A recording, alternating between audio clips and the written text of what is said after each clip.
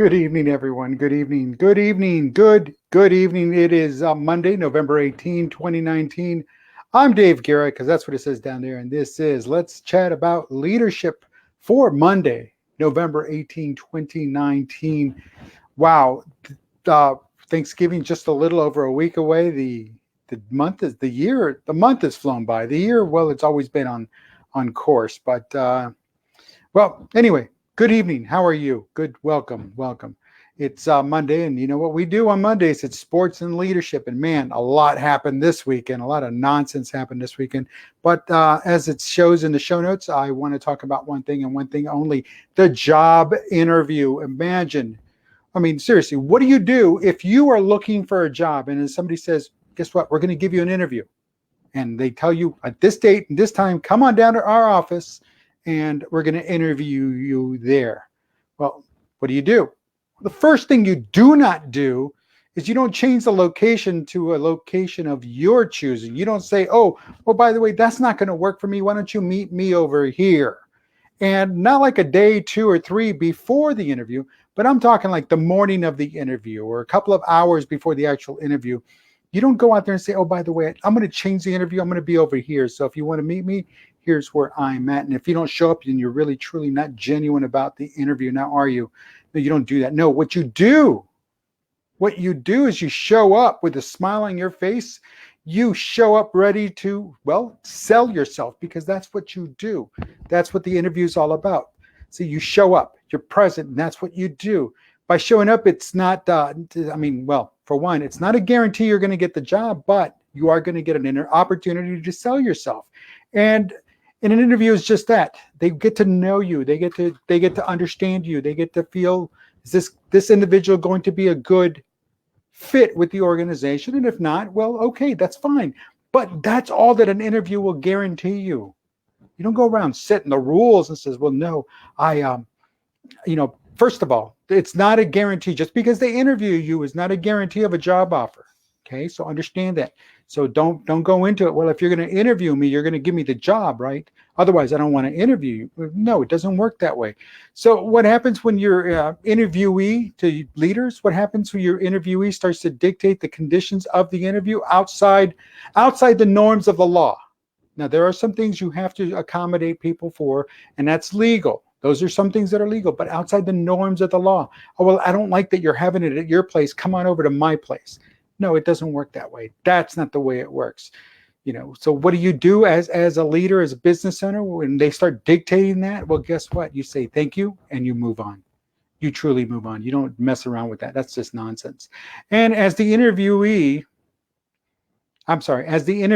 by giving into the interviewee's dictations or dictated conditions, well, for one, it's not fair and equitable to all others that have been or will be interviewed, because then now it sets a standard for all other interviews in the future of saying, okay, well, we accommodated this person by going to their place, then we're going to have to travel to all the other places. And no, that doesn't work, because it's not fair, it's not equitable, and that's what's going to get you in trouble, is the moment you start doing that.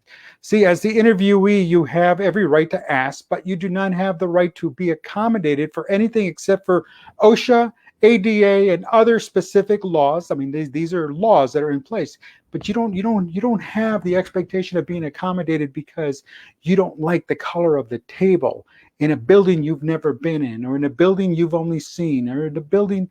No, you don't have that. So what does this do? Well, with the recent NFL interview, the former NFL quarterback Colin Kaepernick, whether he liked the conditions set by the NFL, he refused to attend. He didn't like them, so he refused to attend the interview that this organization set up for him.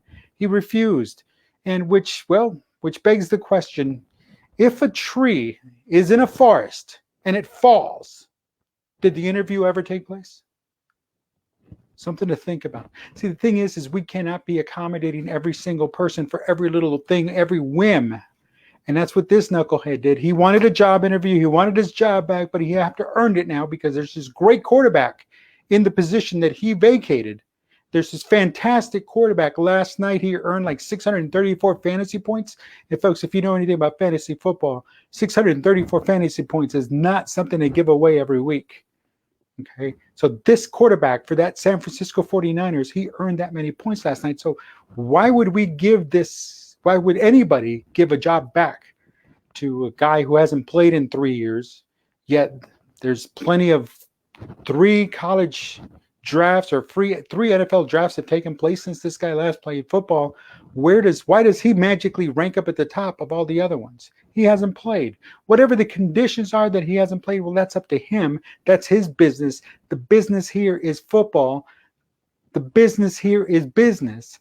The business here is the job interview, and you've got to be fair. You've got to be equitable. You have got to be on the side of the organization and of those that are coming before you now and later, and that will come ahead in the future. All those interviewees, and are they going to get the same opportunity that this guy demands? No. There's no transparency. The transparency is that he doesn't want the transparency. The transparency is that this guy wants his job, no questions asked. The conditions are that he is right, everybody else is wrong. And again, as an interviewee, you want your job, you want a job, you don't get to dictate that. Now, once you're in, that's a whole different ballgame. That's when you change things from within. But if you're not in because you choose just to throw a hissy fit, then guess what? You get exactly what you deserve. And in this case, that quarterback, I guarantee you, I guarantee you, he probably would have had a chance, because there's some iffy quarterbacks right now, but he probably would have had a chance. Now he's got no chance because, again, he did it to himself. And it's got nothing to do with anything other than him just being a knucklehead and not understanding that what he did goes a little bit further than what he anticipated, because nobody was just going to just hand it to him. Nobody was going to say, here you go. It doesn't work that way.